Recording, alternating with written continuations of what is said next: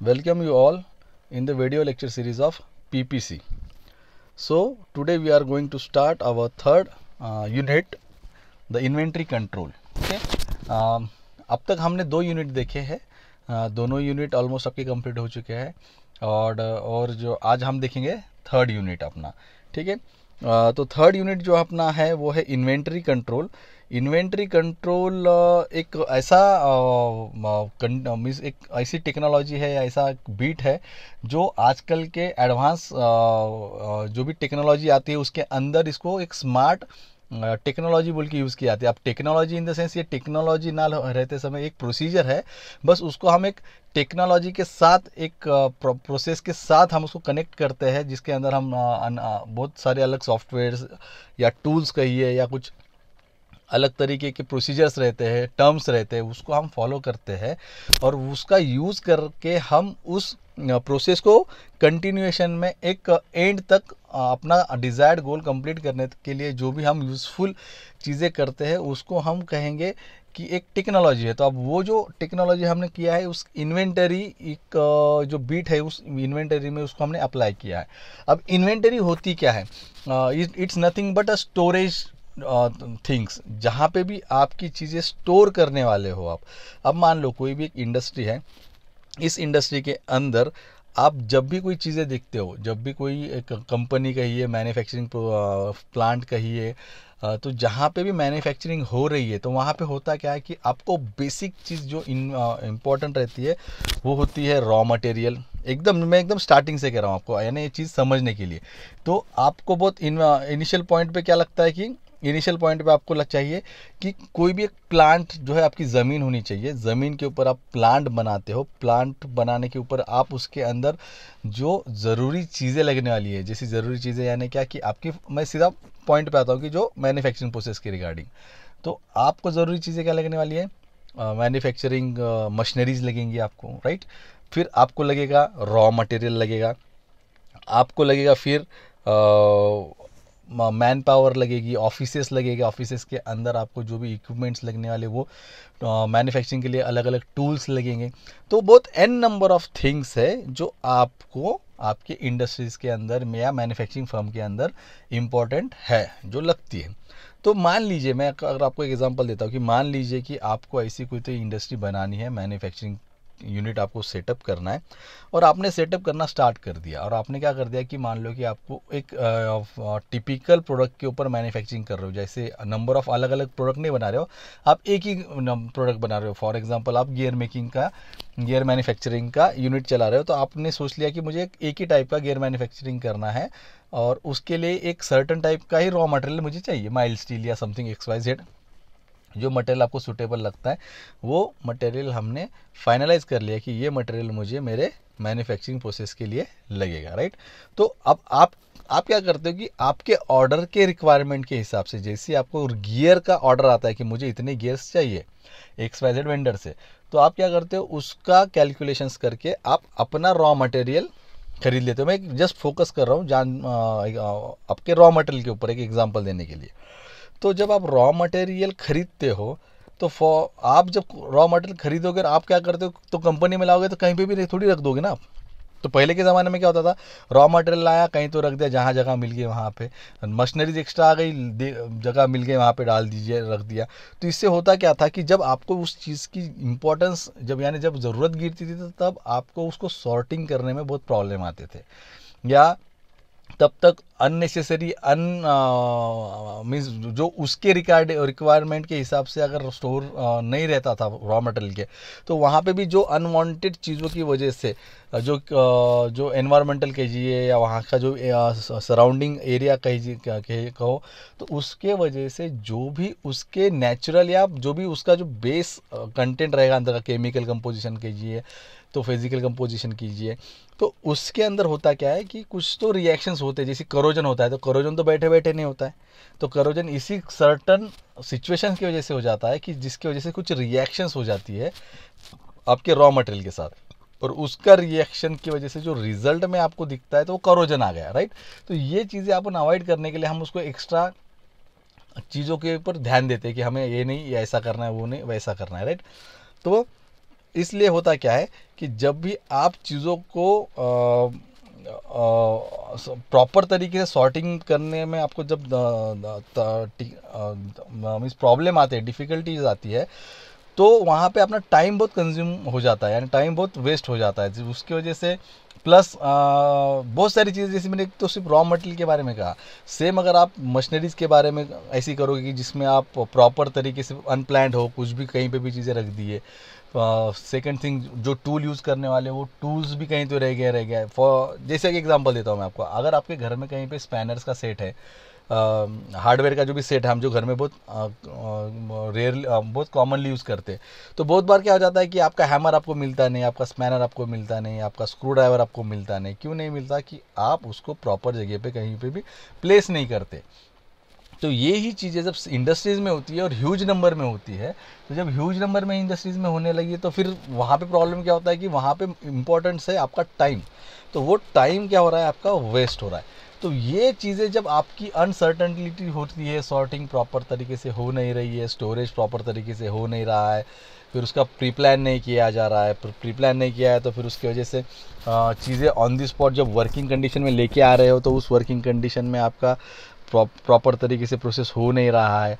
तो जो actual work करना था अपना मैन्युफैक्चरिंग का, वो तो साइड में रह गया, और जो चीज़ें आपकी नहीं है वो चीज़ों के ऊपर आप ज़्यादा मैन पावर लगा रहे हो, ज़्यादा फोर्स लगा रहे हो, ज़्यादा काम करने को उसके ऊपर टाइम अप्लाई कर रहे हो।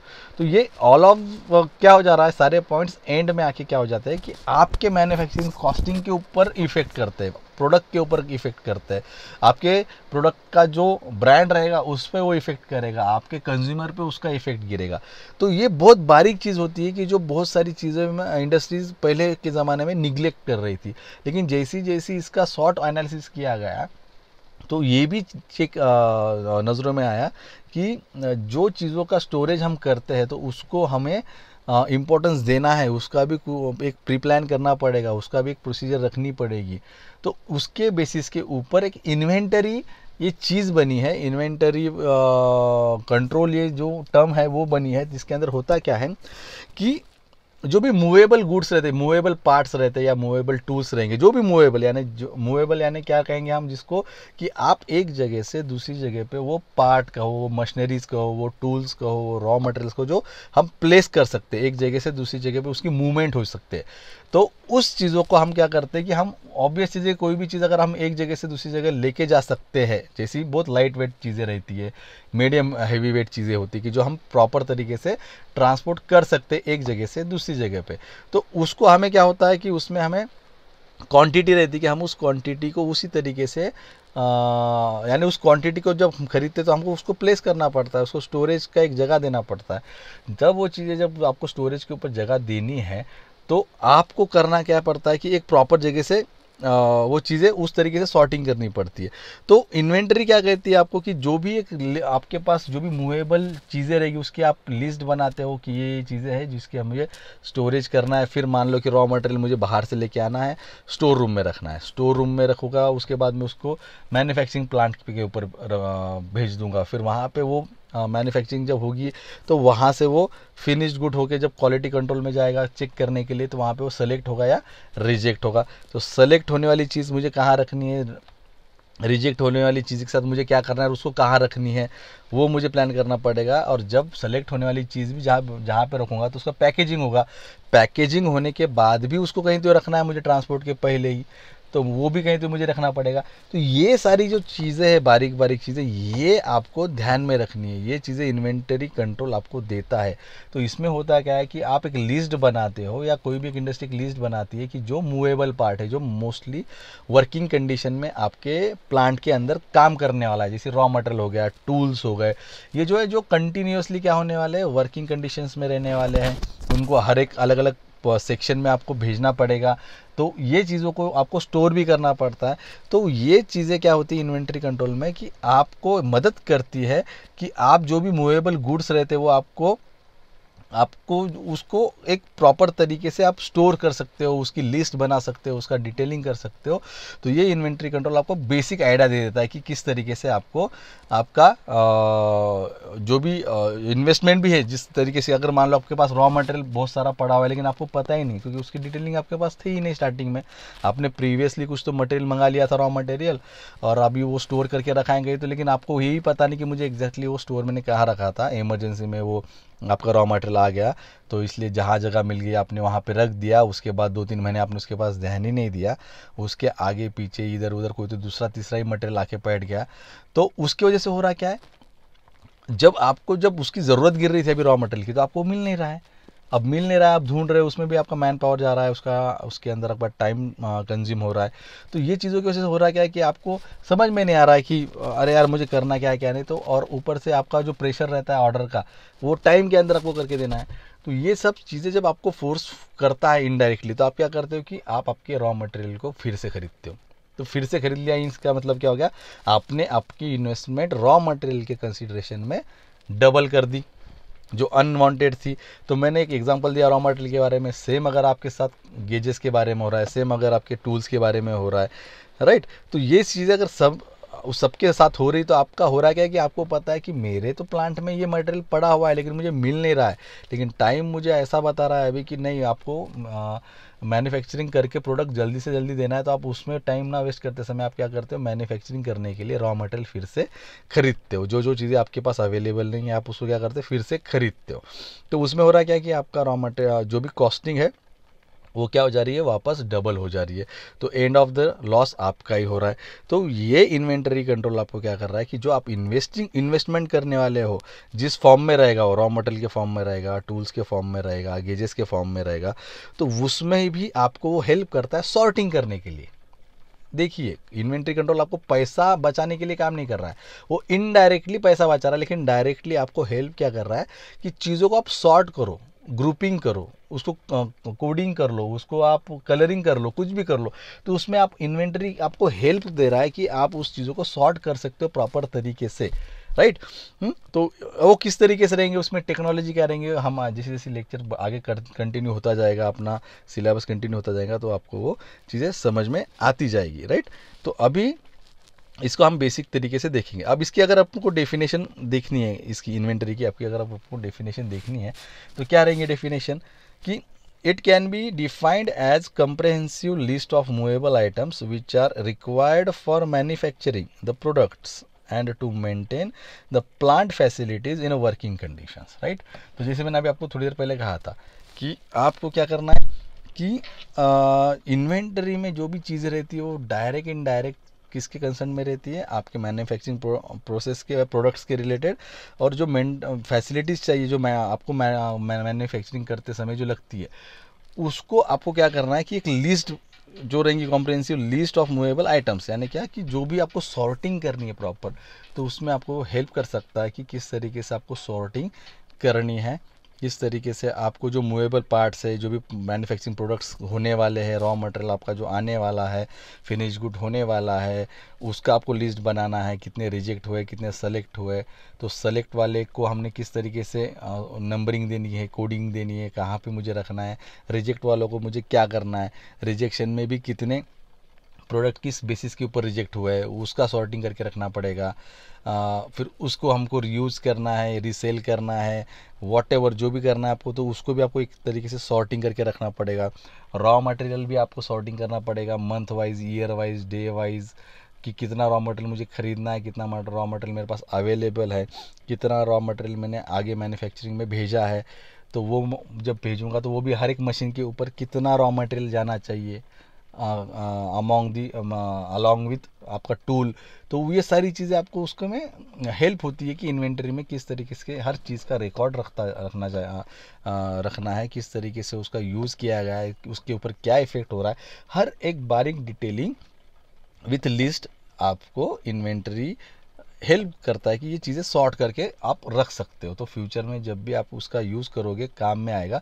तो आपको सीधा इधर उधर ढूंढने से अच्छा है सीधा सीधा क्या करते हो, आप उस चीज़ों में जाते हो जहाँ पे भी आपने सेव किया। मान लो कंप्यूटर यूज़ कर रहे हो, या कोई चेकलिस्ट बना रहे हो, या कोई डॉक्यूमेंट बना रहे हो ऐसा बाय हैंड, कि जिसके अंदर आपको सीधा तरीके से दिख के आ जाएगा कि इतना रॉ मटेरियल मेरे पास अवेलेबल है, इतना रॉ मटेरियल हमने ख़रीदा था, इतना रॉ मटेरियल मैन्युफैक्चरिंग के लिए हमने भेज दिया था मशीन वाइज प्रोडक्ट के लिए, उसके अकॉर्डिंगली इतना प्रोडक्ट बना हुआ है, उसमें इतने सारे एक नंबर ऑफ़ प्रोडक्ट्स आपके सेलेक्ट हो चुके हैं, नंबर ऑफ़ प्रोडक्ट्स आपके रिजेक्ट हो चुके हैं, और प्लस नंबर ऑफ़ सेलेक्ट जो हो चुके हैं उसको हमने पैकेजिंग करके स्टोर में रख दिया है, या कुछ ट्रांसपोर्ट कर दिया है, या और कुछ जो रिजेक्टेड है उसको हमने रीयूज़ किया है या स्टोर में रख दिया है स्क्रैप के लिए। वॉट एवर जो भी रहेगा आप उसका प्रॉपर सॉर्टिंग करके उसकी डिटेलिंग आपके पास रखते हो इस चीज़ों के अंदर, जो आपको बहुत यूज़फुल होती है फ्यूचर के बेसिस पे। ठीक है, अब इसमें होता क्या है कि क्लासिफिकेशन क्या है इसके ऊपर, कि आप दो ही क्लासिफिकेशन है आपके इन्वेंटरीज के, एक होता है डायरेक्ट इन्वेंटरीज एंड एक होता है इनडायरेक्ट इन्वेंटरीज। अब डायरेक्ट इन्वेंटरीज क्या होगा, इनडायरेक्ट इन्वेंटरीज क्या होगा, हम थोड़ा डिटेल में देखते हैं, राइट। तो डायरेक्ट इन्वेंटरीज क्या कहता है कि the inventories which play a direct role in a manufacture of product and become an integral part of the finished product are called direct inventories। यानी इसका मतलब क्या है कि जब डायरेक्ट इन्वेंटरीज का काम क्या होता है कि जो प्रोडक्ट रहेंगे इसके अंदर, जो आपको प्रॉपर तरीके से, मान लो कि कुछ भी चीज़ जो एक ऐसी चीज़ है कि जो ऐसा पार्ट रहेगा कि जो मैन्युफैक्चरिंग बेस के ऊपर बहुत इम्पॉर्टेंट है, यानी उसका रोल रहेगा ही रहेगा। मान लो जैसे रॉ मटेरियल एग्जांपल दिया कि एक रॉ मटेरियल, तो रॉ मटेरियल आपका इंपॉर्टेंट पार्ट है ही मैन्युफैक्चरिंग प्रोसेस के अंदर। तो जब आप मैन्युफैक्चरिंग करते हो तो आपको रॉ मटेरियल के सिवा काम होगा नहीं, मशीन के सिवा काम होगा नहीं, टूल्स के सिवाय काम होगा नहीं, मैन पावर के सिवाय काम होगा नहीं।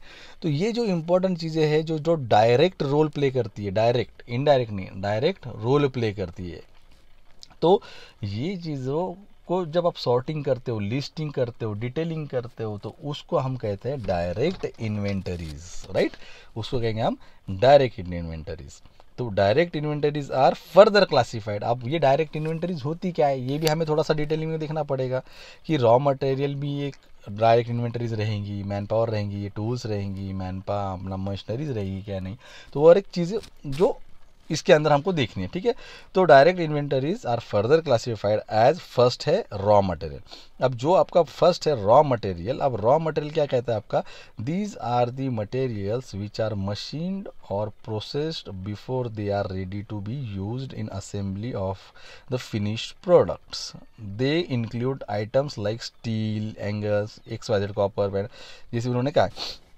अब इसमें उन्होंने कहा क्या है कि raw material is a kind of, यानी क्लासिफिकेशन कहो या काइंड ऑफ कहो, एक पार्ट कहो जो डायरेक्ट इन्वेंटरीज के अंदर कंसिडर किया जाता है। तो तो रॉ मटेरियल में क्या होता है कि रॉ मटेरियल एक ऐसी चीज़ है कि जिसके ऊपर हमको प्रोसेस करनी है, जिसके ऊपर हमको मैन्युफैक्चरिंग करनी है, जिसके ऊपर हमें मैन्युफैक्चरिंग प्रोसेसिंग करनी है, सॉरी।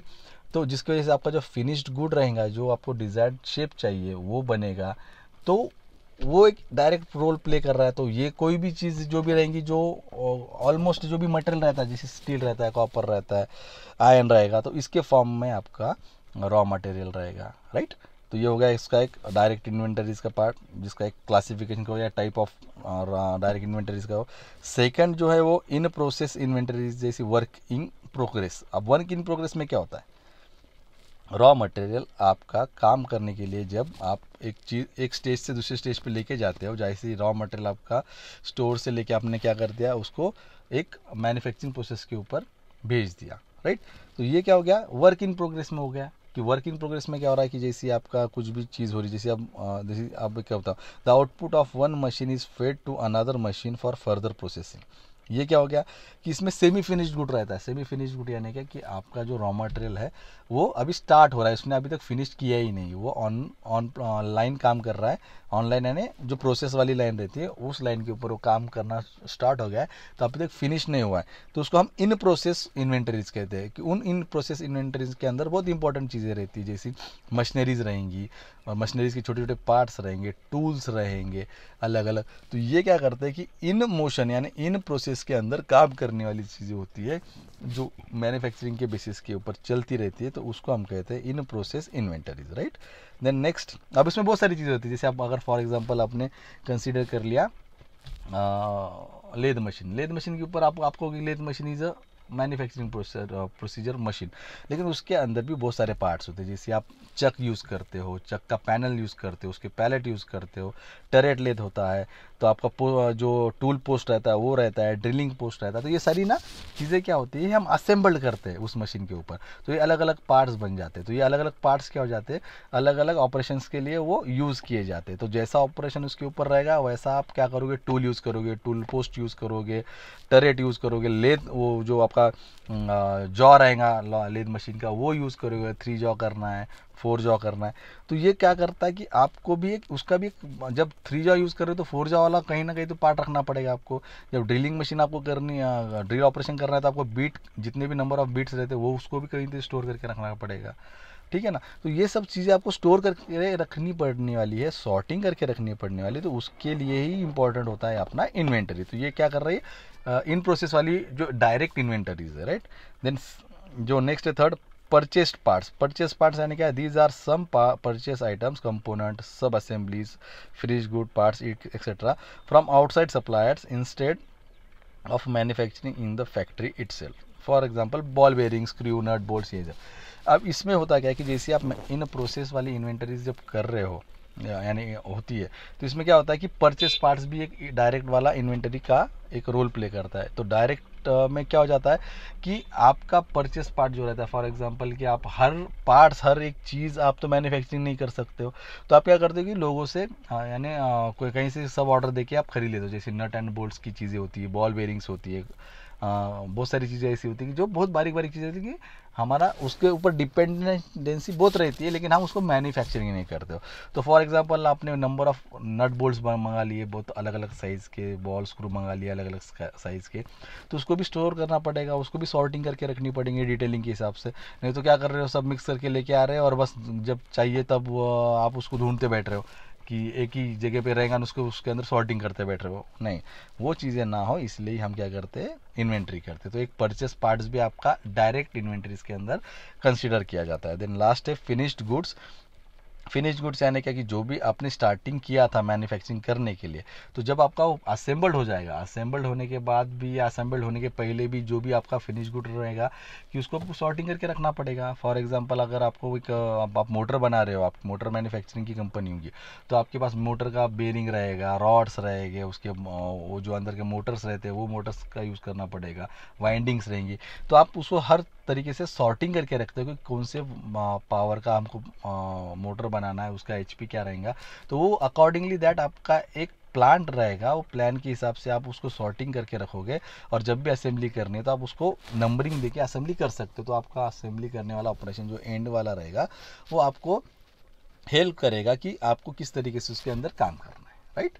तो इस तरीके से फिनिश गुड भी आपका डायरेक्ट इन्वेंटरीज के अंदर एक मेन रोल प्ले करता है। तो मुझे लगता है कि आज हम जो देखा है, हमने स्टार्ट किया, इसमें हमने बेसिक चीज़ देख ली कि इन्वेंटरी की डेफिनेशन क्या है, इन्वेंटरी कंट्रोल कितना इंपॉर्टेंट है इंडस्ट्री के रिगार्डिंग, और 2 टाइप के उसके हमने क्लासिफिकेशन देखे, एक है डायरेक्ट इन्वेंटरीज और एक इनडायरेक्ट। तो आज के लेक्चर में हमने देखा डायरेक्ट इन्वेंटरीज, तो कल के नेक्स्ट लेक्चर में हम देखेंगे इनडायरेक्ट इन्वेंटरीज, ठीक है। Then till then thank you.